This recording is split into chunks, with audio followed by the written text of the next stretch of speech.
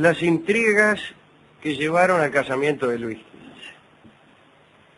Intrigas que naturalmente no tienen que ver con la actualidad y no tienen por qué tener que ver con la actualidad. Tampoco es cuestión de encontrar utilidad en los episodios históricos solamente cuando hay alguna rima, cuando hay alguna alegoría, alguna metáfora con sucesos actuales. La historia es la historia, qué sé yo. Tenemos suerte de encontrar alguna rima mejor. Menos aún se trata de buscar enseñanzas. Esa gente que busca enseñanzas en todas partes, que cree que todo le deja enseñanzas. Lo muelen a uno a palos y dice, bueno, me han molido a palos, pero por lo menos me ha dejado una enseñanza. Y no me parece a mí que sea un método pedagógico muy adecuado, ese de aprender cuando lo muelen a uno a palos, cuando lo meten preso, cuando lo roban, cuando lo engañan, cuando lo maldicen y cuando lo humillan. Bueno, Pestalozzi se daría vuelta en la tumba. Método, como es programa de enseñanza de 5º año. Humillación general del curso. Golpes en la cabeza a los alumnos menos aptos. Engaños, mortificaciones, y de eso aprende uno. Bueno, la verdad es que hay episodios de la vida que no nos enseñan nada. Por ejemplo, este programa.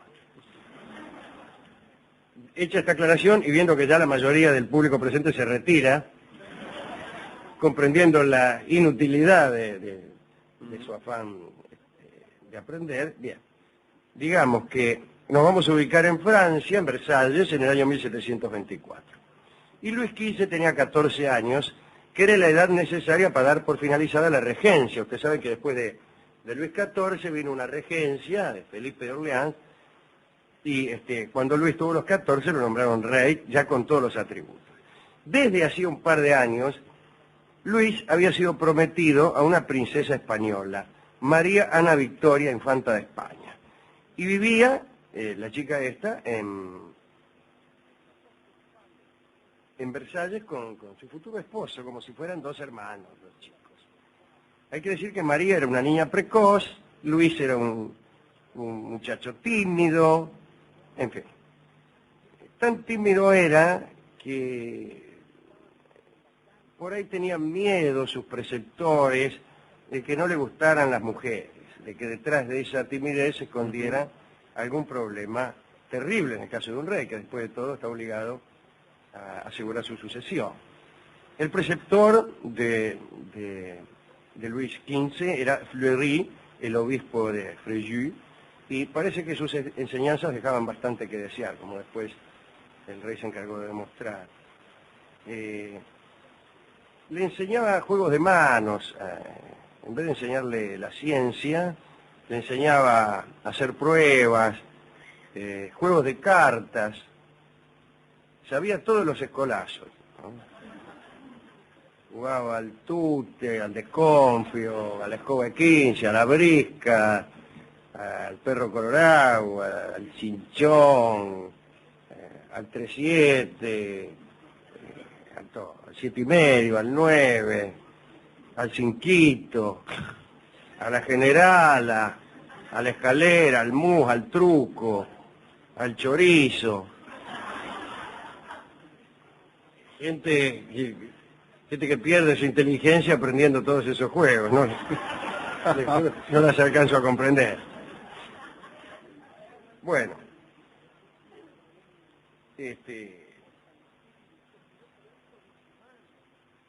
cuando vieron que a Luis mucho no le interesaban las mujeres y que estaba todo el tiempo jugando a la baraja,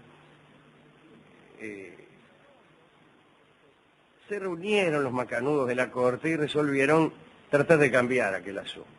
Así, en el mes de junio de 1724 se organizó, sería mejor decir, una excursión a Chantilly, un castillo hermosísimo, a la casa campestre del ministro de Borbón. 17 hermosas jóvenes, especialmente seleccionadas, formaban parte del séquito.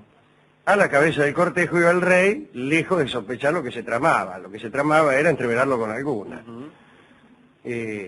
Durante varios días se organizaron ahí en Chantilly comidas campestres, paseos, excursiones, juegos en el bosque, y las muchachas se esforzaban por atraer a Luis a algún matorral.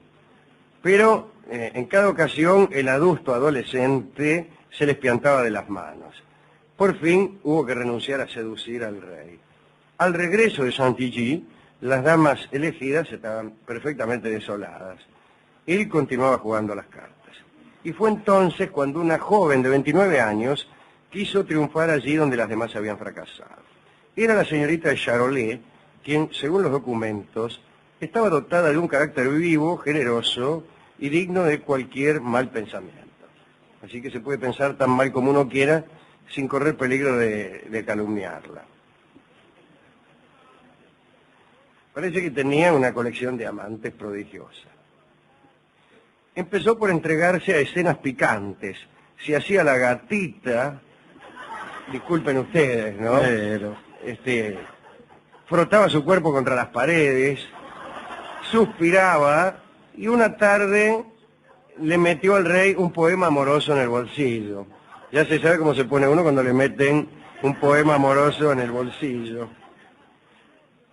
La lectura de este poema, que más que amoroso parecía, en fin, una descripción de las intenciones era de la señora de Charolais. Digo, la lectura de este poema lo inquietó a Luis. Y poco a poco, muy lentamente, fue desapareciendo su reserva. No tuvo encuentro alguno con la Charolais, pero ya empezó a contar chistes subidos de tono y cada tanto tocaba a las cortesanas de palacio. Pasaba una cortesana de palacio y Luis la tocaba. sí. Mientras tanto, el ministro de Borbón, que aquí entre nosotros era un degenerado, vivía con el siguiente pensamiento. El ministro estaba interesado en que Luis siguiera jugando las cartas para dominar él los asuntos de Estado. Tenía una querida, la señora de Prie. Según las crónicas, la señora de Prie ocultaba bajo un velo de ingenuidad la más peligrosa falsía. Y esta mujer ejercía tanta autoridad sobre el ministro que llegó a ser omnipotente en el Estado. Calcule, un rey de 14 años que juega al chorizo todo el día. Un ministro que domina el Estado y una mujer que domina al ministro. Esa era la situación. La señora de Prie tenía un negocio de trigo y además era espía inglesa, porque recibía una pensión de 40.000 libras desde Londres para favorecer la política inglesa. A los argentinos nos cuesta creer que alguien reciba dinero para favorecer la política inglesa, pero así era en aquellos tiempos. A finales de 1724, la mujer, la señora de Prie, se hallaba preocupada por un problema. Quería casar al ministro. ¿Entiendes? Ella era la amante del ministro. Pero lo quería casar. Era muy usual en aquel entonces que fuera más cómodo ser la amante de un señor casado, o mejor todavía, el amante de una señora casada. Y ella misma quería elegir la esposa para poder seguir con sus negocios. Necesitaba una joven de origen modesto, tímida, borrosa y dispuesta a garantizar un eterno reconocimiento sin pedir nada. Una mujer a la cual manejar. Tiempo más tarde, la señora de Prie encontró lo que buscaba. La muchacha vivía en una enorme mansión, medio en ruinas, en Vicenburgo, que queda en la Baja Alsacia. Su padre había sido rey de Polonia, pero había sido destronado. Y era pobre, un rey pobre. Se llamaba Stanislao Leszczynski. Y su hija, María Leszczynska, estaba a punto de cumplir 20 años. Stanislao, que era muy pobre, inmediatamente aceptó que su hija se casara con el primer ministro de Francia. De todos modos, la señora de Prie mandó a un pintor, a Gaubert, para que hiciera un retrato de la muchacha, para dárselo a su amante y decir, mirá, fíjate vos, que es una muchacha más o menos. ¿Sí? Y el artista envió la tela a París y la familia Leszczynski se quedó esperando el veredicto del duque de Borbón, que era el ministro. Nadie podía imaginar lo que aquel retrato iba a ocasionar. Cuando el cuadro llegó a Versalles, la señora de Prie apenas sí lo miró. Estaba preocupada por otras cosas. temía que el rey se muriera, por ejemplo, porque Luis andaba siempre de casa, se iba a acostar medio mojado, lleno de barro, un asco, ¿no? Y si moría sin hijos, dejaba la corona al duque de Orleans, hijo del regente muerto, el Felipe, y los negocios de la señora de Prie se acabarían. Para evitar la catástrofe, la solución era sencilla. Era preciso que el rey tuviese hijos rápidamente. Desgraciadamente, la infanta Mariana Victoria, de quien hablamos, tenía solo 8 años. Estaba prometida con Luis, pero tenía 8 años. Y entonces la señora de Prie sugirió a su amante, al ministro, que hiciese romper el matrimonio con la infanta y que le diera al rey, que ya tenía 14 o 15 años, una esposa mayor. La ruptura podía traer graves consecuencias, ¿no? España podía ofenderse, incluso declarar una guerra, pero finalmente las ideas de la señora de Prie triunfaron. Devolvieron, a la infanta a Felipe V. Tomen, dice, aquí la tienen a la piba esta, no se va a casar nada el rey, le pusieron una estampilla en la nuca y la mandaron. Claro, Felipe V se enojó, echó a los embajadores franceses y a todos los nobles franceses que estaban en España y que iban a casarse con alguna española, los piantó. Así que no se casa María Victoria, no se casa nadie acá, dijo el rey Felipe V, que es ese que estaba loco, ¿se acuerdan? No se sabe si esto sucedió o no lo sé yo, no es que no se sepa, antes de que estuviera loco. El caso es que España se dispuso a enfrentarse con Francia por largo tiempo. No sé si era una guerra o qué, pero se unieron incluso los españoles con la Casa de Austria, tradicional enemiga de los franceses. Y Luis XV se quedó solo. Entonces fue a buscar un registro que había, el llamado Estado General de las Princesas de Europa, que es una publicación que recomiendo a todos ustedes. Aparecían allí 100 doncellas susceptibles de instalarse en el trono francés. Las candidatas posibles, ¿no? 48 tenían más de 24, por lo cual parece que no convenían. 10 eran demasiado pobres. 29 tenían menos de 12 años. Quedaban 17. La más importante era la princesa de Inglaterra, pero el rey rechazó la propuesta por causas religiosas. La princesa de Portugal fue excluida porque su padre estaba loco. Estaba la princesa de Hesse-Rhinfield, que fue rechazada por la curiosa razón de que su madre daba a luz alternativamente a una hija y una liebre, según se decía, lo cual podía resultar muy enojoso para la descendencia de los Borbones, ya que conforme a la ley sálica podían tener una liebre por ley. Fue entonces cuando la señora de Prie tuvo una idea. Entre las pobres que habían sido tachadas, aparecía María Leczinska, la que ella había elegido para casarse con su amante. Y la señora de Prie pensó que mejor que casar al ministro, con quien ella quisiera, era preferible manejar directamente al rey. Pidió al ministro que renunciara a su prometida polaca y mandó que enviaran al rey el retrato de María Leczinska. A Luis XV le gustó y decidió casarse. Aquella misma noche salió un correo hacia Vicenburgo y el rey destronado, Estanislao, el rey pobre, el viejo Leczinski, claro, se encontró con que la hija que él estaba esperando para casarla con un ministro se iba a casar con el rey. Se puso más contento que no sé qué, me parece. El 5 de septiembre de 1725, María Leczinska llegó a Francia. Y ese mismo día, tuvo lugar la boda, nada de andar poniéndonos de novio ni nada. La señora de Prie le regaló a la reina 12 camisas nuevas. María no traía nada, era muy pobre. El preceptor Fleury se esforzó en dar a Luis rápidas clases de algunos aspectos íntimos, para que el tipo le enseñó pinturas lascivas. Dice, mirá ese.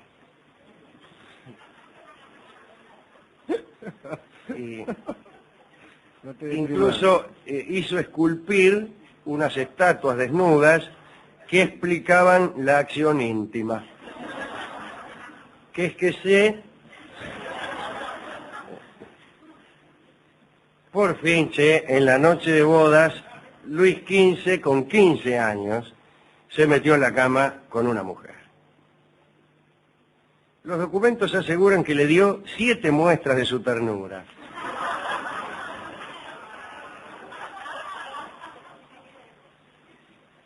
Y María Lechinska dio a Luis en 10 años 10 hijos.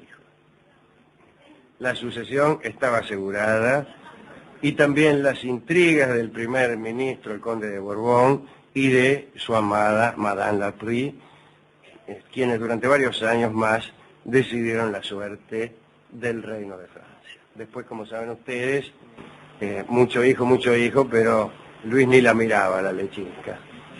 Pero es eso. Esta historia es la de las intrigas que condujeron al casamiento de Luis con María Lechinska, y además, qué curioso que un rey que fuera tan famoso por su conducta venérea, tuviera su noche de iniciación sexual el día. ¿A quién dedicar esto? A María Lechinska. Sí, claro. Y al padre, el rey pobre... Al padre, un rey pobre siempre está bien. Ya el tipo se daba por hecho con un primer ministro, imagínese. Claro, le dieron... pero además que un rey sea pobre, y que sea pobre después de haber sido rey, está mejor. Está mejor todavía, claro. ¿A quién más? A las a las 17 muchachas, claro, que fueron a aquella excursión a Chantilly, Uh-huh. y que trataban de llevárselo entre los suyos a Luis inútilmente, y a tantos muchachos que se preocupan, o que preocupan a sus padres, porque a los 14 o a los 15 o a los 16 todavía no están interesados en las damas. Uh-huh. No se preocupen, padres, amigos, que escuchan este programa. Hay que darles tiempo. Hay que darles tiempo. Mirá después lo que fue este degenerado de Luis XV. Sí, sí. Es cierto, veo que hay padres que son muy insistidores con esas cosas. Ah, no sé, yo no vi eso porque yo no soy como usted psicólogo, que sin duda todas las tardes recibirá a padres que están preocupados porque su hijo no se convierte en un sátiro a los 13 años. Sí, claro, exactamente. E hijos preocupados por sus padres no los dejan tranquilos. Ya quiere, ¿no vas a bailar? ¿No salís con un...? Bueno, tienen su tiempo los chicos. Está bien. Esta ha sido nuestra sección. Consejos útiles. Consejos para las madres preocupadas. Claro. Hemos buscado canciones sobre reyes que prefieren las cartas. Ajá. No hay, lamentablemente no. También hemos buscado canciones sobre preceptores que les enseñan juegos de manos a los chicos en vez de matemáticas. Bueno, hay muchas. No hay canciones, hay programas de estudio. Por ejemplo, los programas de las escuelas primarias. Son esos. Mandás al chico y están todo el tiempo con papel glacé, esas cosas. Y no saben las 4 operaciones, sino en el año previo a doctorarse.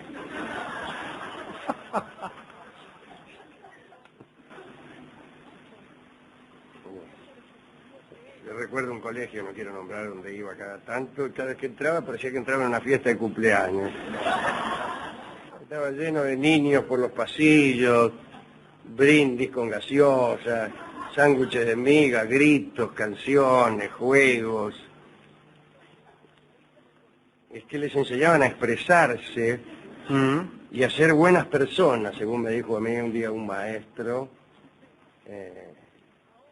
Bueno, buenas personas ágrafas, sin duda, y en todo caso analfabetas.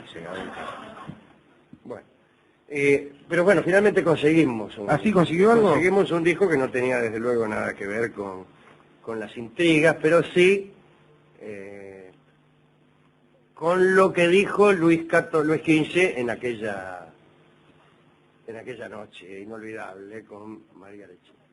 ¿Qué dijo? Y hasta entonces se había enamorado tan solo una vez. Uh-huh. Entonces dijo, me enamoré una vez. Y me enamoré una vez es el título de una muy feliz ranchera, una ranchera feliz, que van a cantar los Huancahuá, en homenaje a María Lechinska y a todos los que demuestran su estimación a una dama tantas veces como sea necesario.